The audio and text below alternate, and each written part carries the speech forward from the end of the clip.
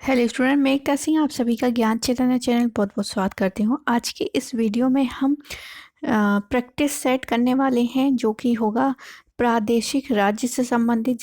जो है यहाँ पर पहला है बंगाल के संबंधित में देखेंगे कि बंगाल में महत्वपूर्ण क्वेश्चन कौन कौन से बनते हैं। तो शुरू करते हैं। उसके अलावा बंगाल के अलावा भी हम यहाँ पर देखने वाले हैं जैसे कि अवध, हैदराबाद, मैसूर और भी बहुत इम्पोर्टेंट क्वेश्चन हैं बंगाल के बारे में भी है।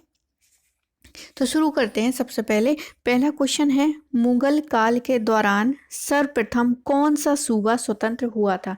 तो बंगाल सूबा ही सबसे पहले जो है स्वतंत्र हुआ था, तो ए ऑप्शन सही हो जाएगा। आगे देखते हैं, बंगाल के किस नवाब ने ढाका से मुर्शिदाबाद अपनी राजधानी को स्थानांतरित किया था? तो आंसर हो जाएगा मुर्शीद कुली खां। अगला क्वेश्चन है, बिहार के नायब सूबेदार अली वर्दी खान ने बंगाल के किस नवाब को घिरिया नामक स्थान पर हरा दिया था? तो घिरिया जो है घिरिया नामक स्थान पर हराया था, तो सरफराज खां यहाँ पर सही आंसर है। सरफराज खान ने अली वर्दी खान ने बंगाल के नवाब को घिरिया नामक स्थान पर हराया था। तो बंगाल का नवाब कौन था? सरफराज खां। आगे देखते हैं, बंगाल के किस शासक के शासनकाल में इतिहास प्रसिद्ध प्लासी का युद्ध हुआ था? तो बंगाल का कौन सा शासक था? तो सिराजुद्दौला था। सिराजुद्दौला जिसके समय पर क्या है, प्लासी का युद्ध हुआ था। अगला क्वेश्चन देख लेते हैं। अब यहाँ पर हैदराबाद से संबंधित है। तो स्वतंत्र हैदराबाद राज्य के संस्थापक निजामुल मुल्क किस मुगल दरबारी गुट का सदस्य था? तो ये था तुरानी। तुरानी यहाँ पर सही आंसर हो जाएगा। तुरानी गुट का था। कौन? चिनकलिश खां या फिर कहें निजामुल मुल्क जो है तुरानी गुट का था। आगे देखते हैं, नादिर शाह ने निम्न में से दिल्ली से लौटते समय किसके विरुद्ध मुगल सम्राट मोहम्मद शाह को सचेत करते हुए कहा कि यह व्यक्ति व्यक्तिगत आवश्यकता से अधिक चालाक और महत्वाकांक्षी है? तो यहाँ पर सही आंसर हो जाएगा निजामुल मुल्क के लिए कहा था, सचेत किया था। मुगल बादशाह मोहम्मद शाह को सचेत करते हुए कहा था निजामुल मुल्क के संबंध में कि यह व्यक्ति व्यक्तिगत आवश्यकता से क्या है, अधिक चालाक और महत्वाकांक्षी है। आगे देखते हैं, अवध से संबंधित, अवध के किस नवाब ने 1723 ईस्वी में नई राजस्व बंदोबस्त नीति को लागू किया था? तो यहाँ पर सही आंसर है सादत खां। सादत खां यहाँ पर सही आंसर हो जाएगा। निम्नलिखित में से कौन सा अवध का नवाब वजीर था? तो सफदरजंग जो है वो वजीर था अवध का। आगे देखते हैं, अवध के किस नवाब ने मुगल बादशाह शाह आलम द्वितीय को लखनऊ में शरण दी थी? तो शुजा-उद-दौला। सी ऑप्शन सही हो जाएगा। अवध के किस नवाब ने अंग्रेजों के साथ सहायक संधि की थी? अवध के किस नवाब ने अंग्रेजों के साथ सहायक संधि की थी? तो आंसर हो जाएगा सादत खां। आगे देखते हैं, अवध के किस नवाब ने अपनी राजधानी फैजाबाद से लखनऊ स्थानांतरित की थी? तो यहाँ पर सही आंसर हो जाएगा आसफउद्दौला। आसफउद्दौला। अब ब्रिटिश विस्तार के बारे में देख लेते हैं। तो स्वतंत्र कर्नाटक के राज्य के संस्थापक सादुतुल्ला खां, कर्नाटक राज्य मतलब स्वतंत्र रूप से स्थापित किया था सादुतुल्ला खां ने, किसे हैदराबाद के निजाम की अनुमति के बिना ही उत्तराधिकारी बना दिया था? तो यहाँ पर सही आंसर हो जाएगा दोस्त अली, ए ऑप्शन। आगे देखते हैं, मैसूर से संबंधित। तो दक्षिण में मैसूर राज्य की स्थापना किस साम्राज्य के अवशेष पर हुआ है? तो विजयनगर साम्राज्य के अवशेष पर हुआ है मैसूर राज्य की स्थापना। मैसूर का हैदर अली पूर्व में किस क्षेत्र का फौजदार था? तो आंसर हो जाएगा हमारा डिंडीगुल। डिंडीगुल का फौजदार था हैदर अली। अगला क्वेश्चन है, प्रथम आंग्ल मैसूर युद्ध में मराठों ने निम्न में से किस पक्ष का साथ दिया है? तो हैदर अली का। अगला क्वेश्चन है, द्वितीय आंग्ल मैसूर युद्ध के समय आयर कूट ने हैदर अली को किस स्थान पर पराजित किया था? पहले वाले में तो जो हैदर अली जीत गए थे, द्वितीय में क्या है, हार गए थे। तो कहाँ पर हरा दिया था? पोर्टे नोवा में।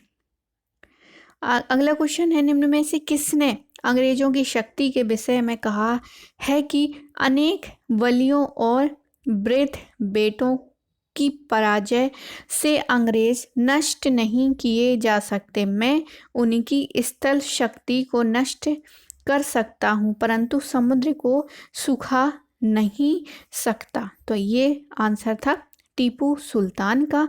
इन्होंने अंग्रेजी की शक्तियों मतलब ब्रिटिश शक्ति के बारे में कहा था कि मैं उनके मतलब नष्ट किए जा सकते हैं, मैं उनके स्थल शक्ति को नष्ट कर सकता हूँ परंतु समुद्र जैसे इतने विशाल को सुखा नहीं सकता। आगे है, निम्न में से किस आंग्ल मैसूर युद्ध के समय इंग्लैंड तथा फ्रांस के मध्य वर्साई की संधि संपन्न हुई थी? तो यहाँ पर जो सही आंसर है वो है द्वितीय वर्साई की संधि हुई थी। टीपू ने किस देश में अपना दूध भेजकर वहां का समर्थन प्राप्त करने का प्रयास किया था? तो तुर्की हो गया, पुर्तगाल हो गया, फ्रांस हो गया। तो इसमें से कौन सा सही आंसर हो जाएगा? तुर्की हो जाएगा और फ्रांस। ए और बी ऑप्शन सही है। तो इस हिसाब से हमारा डी ऑप्शन यहाँ पर सही होता है। आगे हमें कूट मिलाने हैं। एक समय एक तरफ युद्ध दिए गए हैं, दूसरी तरफ क्या है, गवर्नर जनरल। तो द्वितीय वाला जो है प्रथम आंग्ल मैसूर लॉर्ड वेरेल्स्ट प्रथम हो गया। द्वितीय आंग्ल मैसूर ये हो गए वारेन हेस्टिंग। तृतीय आंग्ल मैसूर ये वाला हो गया कॉर्नवालिस। और चतुर्थ जो है वेले जली। तो इस हिसाब से जो कूट बनेगा वो है सी ऑप्शन यहाँ पर सही हो जाएगा। आगे देखते हैं, अंग्रेजी ईस्ट इंडिया कंपनी की सेना द्वारा बनाए गए त्रिगुट में निम्न में से कौन सम्मिलित था? तो ईस्ट इंडिया कंपनी की सेना द्वारा बनाए गए तीन गुट इसमें शामिल हुए थे। तो कौन कौन से थे? तो मराठा थे, एक तो खुद अंग्रेज थे और निज़ाम थे। तो डी ऑप्शन यहाँ पर सही हो जाएगा। आगे देख लेते हैं, अंग्रेजों के तृतीय आंग्ल मैसूर युद्ध की शुरुआत किसके नेतृत्व में की गई थी? तो ये आंसर हो जाएगा यहाँ पर किसके नेतृत्व में की गई थी? मीडोज के नेतृत्व में की गई थी।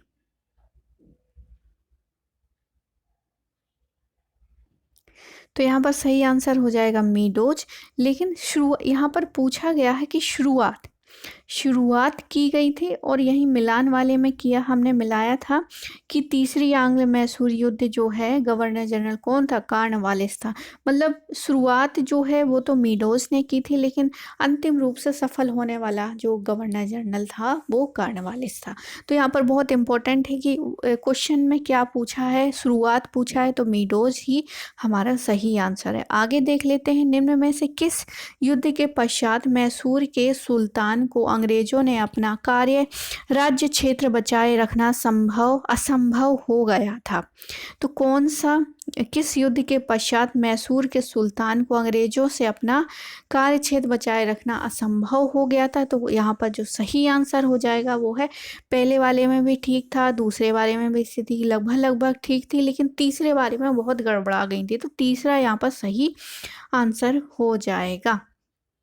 आगे देखते हैं, चतुर्थ आंग्ल मैसूर युद्ध के निम्न में से किस कारण को तत्कालीन अंग्रेज गवर्नर जनरल लॉर्ड वेलेजली ने टीपू को जिम्मेदार ठहराया? तो यहाँ पर कौन सा है? टीपू द्वारा फ्रांसीसी को शरण देना बिल्कुल सही है, ये वाला ऑप्शन, ए ऑप्शन ही सही हो जाएगा। अंग्रेजी व्यापार में बाधा ये वाला नहीं है। टीपू द्वारा अंग्रेजी क्षेत्र पर आक्रमण ये भी नहीं है और उपयुक्त सभी तो ये भी नहीं है। तो ए ऑप्शन यहाँ पर सही हो जाएगा क्योंकि अंग्रेजों ने ही टीपू पर क्या है, चतुर्थ मैसूर युद्ध आरंभ हुआ था, अंग्रेजों ने ही स्टार्ट किया था क्योंकि जो टीपू है वो फ्रांसीसियों को क्या दिया था, उनसे सहायता भी ले रहा था, साथ ही उनको शरण भी दे रखा था, इसलिए उन्होंने उस पर युद्ध कर दिया। आगे देख लेते हैं। चतुर्थ आंग्ल मैसूर युद्ध में टीपू की पराजय के पश्चात अंग्रेजों ने टीपू के परिवार के सदस्य को किस जेल में कैद करके रखा था। तो वेल्लोर हो जाएगा यहाँ पर, वेल्लोर जेल में सुरक्षित रखा था उसके परिवार को। आगे देख लेते हैं। टीपू के अंग्रेजों के विरुद्ध असफलता का मुख्य कारण था। तो असफलता का मुख्य कारण हो जाएगा फ्रांसीसियों का दामन पकड़ना, देसी राज्यों के साथ संयुक्त मोर्चा बनाने में असफल, अकुशल क्षमता। इस हिसाब से डी ऑप्शन बिल्कुल सही है। आगे देखते हैं, निम्न में से कौन सा कथन टीपू सुल्तान के संदर्भ में सत्य है। सत्य कथन यहाँ पर बताना है। उसने आधुनिक कैलेंडर की शुरुआत की थी, बिल्कुल की थी। उसने सिक्का डलाई तथा नाप तोल की नई प्रणाली का प्रयोग किया था। उसने अपनी राजधानी श्रीरंगपट्टनम में स्वतंत्रता का वृक्ष लगाया था। तो डी ऑप्शन यहाँ पर सही हो जाएगा। आगे देख लेते हैं। टॉमस मुनरो ने निम्न में से किसके विषय में कहा था कि नवीनता की अभिभ्रांत भावना तथा प्रत्येक वस्तु के स्वयं ही प्रसूत होने की रक्षा उसके चरित्र की मुख्य विशेषता थी। तो यहाँ पर सही आंसर जो है वो है टीपू सुल्तान। टीपू सुल्तान के बारे में कहा गया है टॉमस मुनरो ने। अगला क्वेश्चन देख लेते हैं। हैदर अली ने किसके सहयोग से डिंडीगुल में 1755 ईस्वी में एक शस्त्रागार की स्थापना की थी। तो एक शस्त्रागार की स्थापना की थी। तो यहाँ पर सही आंसर हो जाएगा फ्रांसीसी। आगे देखते हैं। टीपू निम्न में से किस भाषा का ज्ञाता था। तो टीपू जो है वो सभी भाषाओं का ही ज्ञाता था, यानी उसको अरबी भी आती थी, फारसी भी आती थी, उर्दू और कन्नड़। तो इस हिसाब से डी ऑप्शन यहाँ पर सही हो जाएगा। आगे देख लेते हैं। निम्न में से कौन सा कथन टीपू सुल्तान के संदर्भ में सत्य है। पहला कथन है, इसके जरिए सिखों पर हिंदू देवी देवताओं का और हिंदू संवत की आकृति अंकित है। बिल्कुल सही है। उसने वर्षों और महीनों के नाम के लिए अरबी भाषा का उपयोग किया था। बिल्कुल सही। उसने श्रृंगेरी के जगत गुरु शंकराचार्य के सम्मान में मंदिरों के पुनर्निर्माण हेतु धन दान में दिया था। तो यहाँ पर जो है डी ऑप्शन बिल्कुल सही हो जाएगा। आगे देखते हैं। निम्न में से किस प्रथम भारतीय शासक ने अपनी प्रशासनिक व्यवस्था में पाश्चात्य प्रशासनिक व्यवस्था का सम्मिश्रण किया था। तो यहाँ पर सही आंसर जो है वो है टीपू सुल्तान। आगे देखते हैं। निम्न में से किस स्थान पर टीपू सुल्तान ने डॉकयार्ड का निर्माण करवाया था। तो डॉकयार्ड का निर्माण उसने करवाया था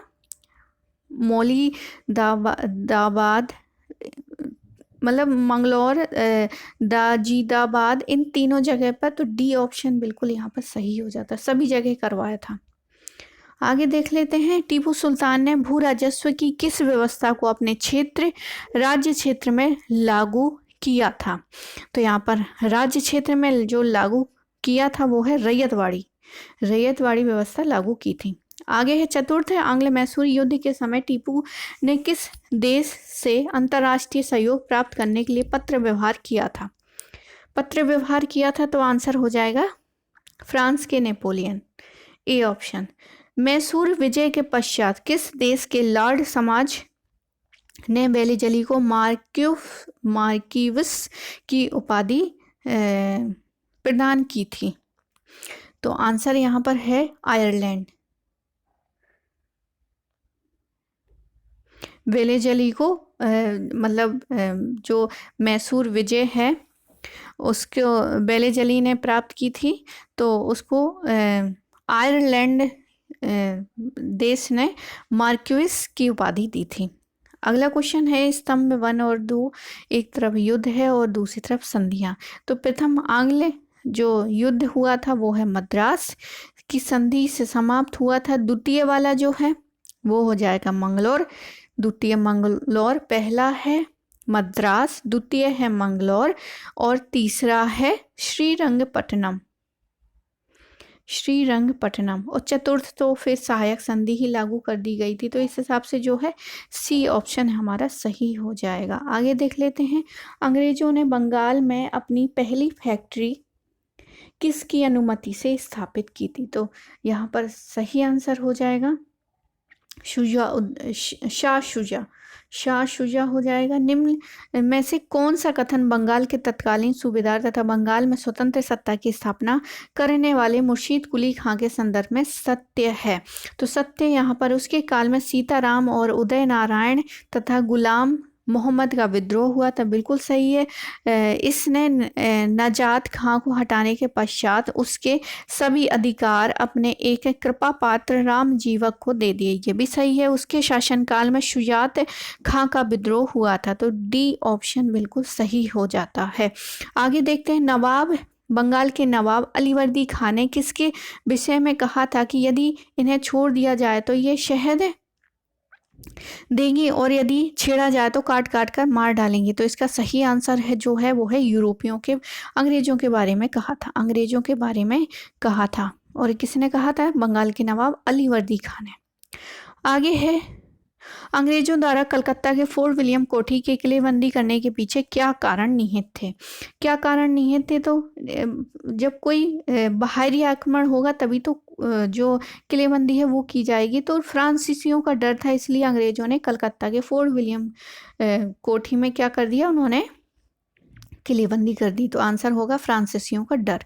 अगला क्वेश्चन है, बंगाल के तत्कालीन नवाब सिराजुद्दौला के शासनकाल में 1756 ईस्वी में हुई ब्लैक होल घटना या ट्रेजिडी का कौन प्रत्यक्ष था? तो यहाँ पर ब्लैक हालवेल जो है ब्लैक होल की घटना का प्रत्यक्षदर्शी क्या है माना जाता है, तो हालवेल यहाँ पर सही हो जाएगा।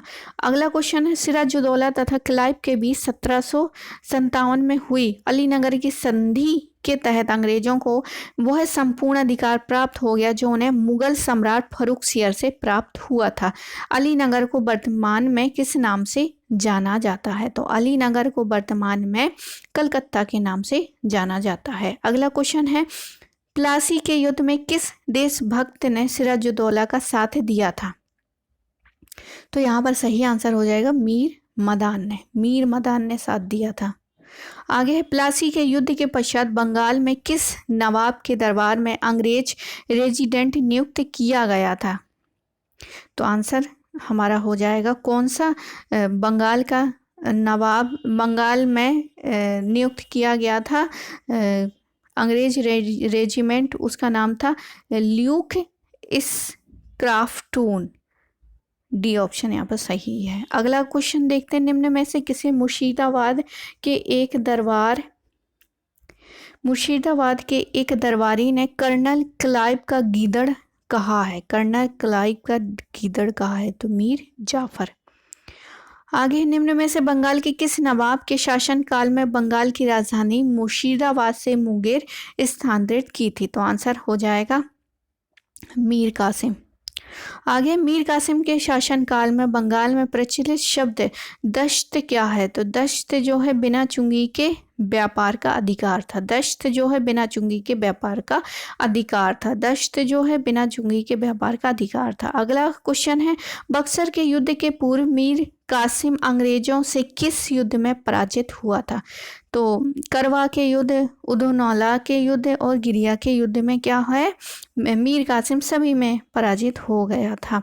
आगे देख लेते हैं, मीर कासिम और अंग्रेजों के मध्य बक्सर के युद्ध में हुई झड़पों के फलस्वरूप मीर कासिम ने भागकर किस स्थान पर शरण ली थी? तो इन्होंने जो शरण ली थी वो है अवध में।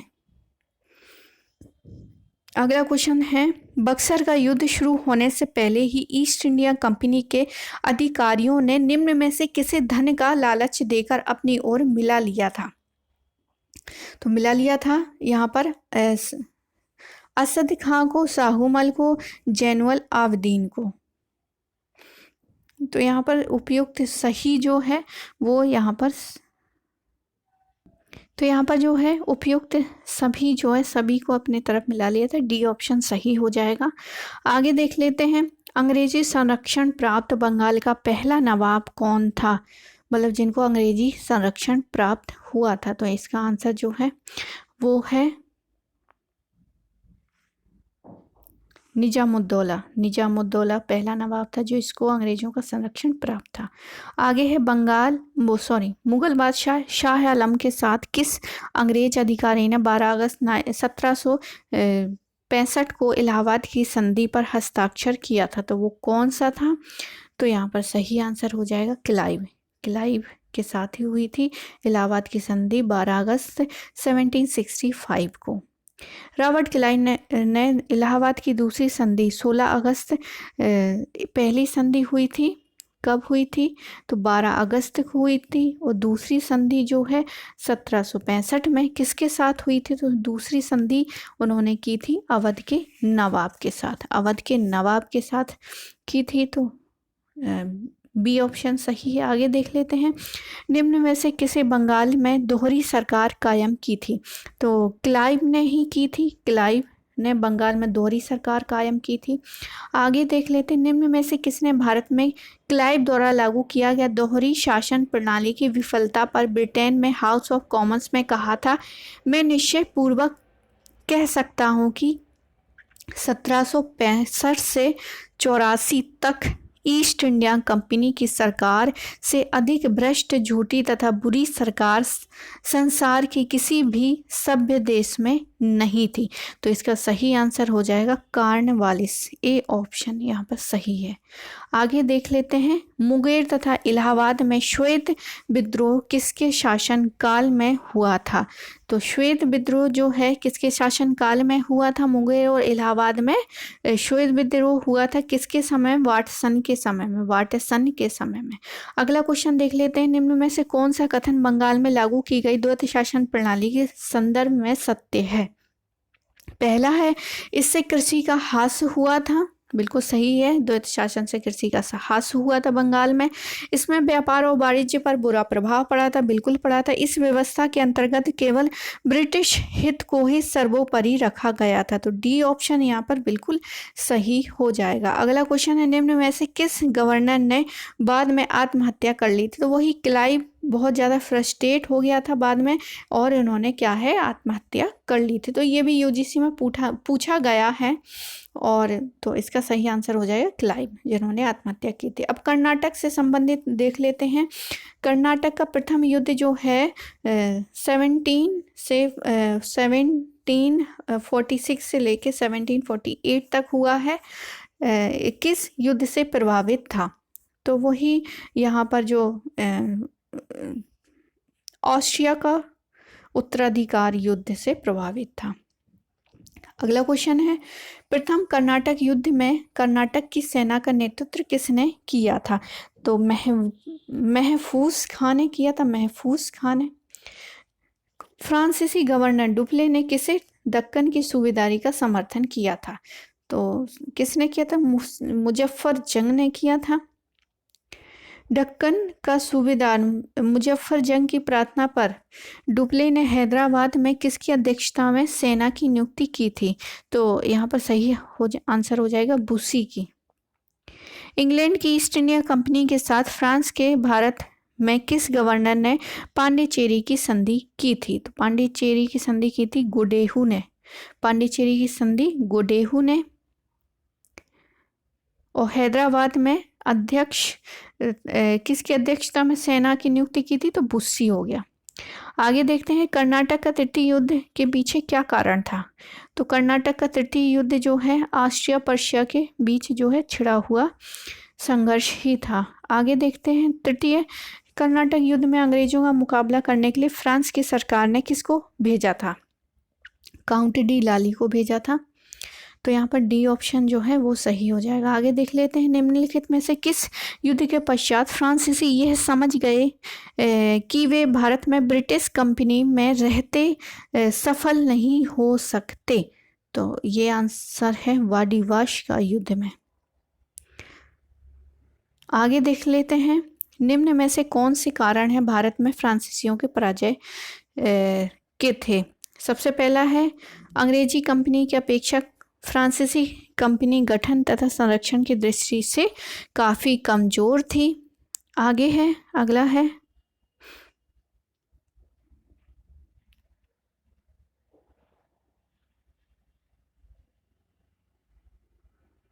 आगे देखते हैं। ओहो,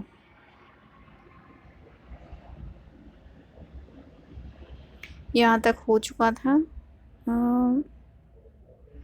ये भी हो गया था, बहुत आगे हो गया ये। आगे देखते हैं। और कर्नाटक हमारा चल रहा था।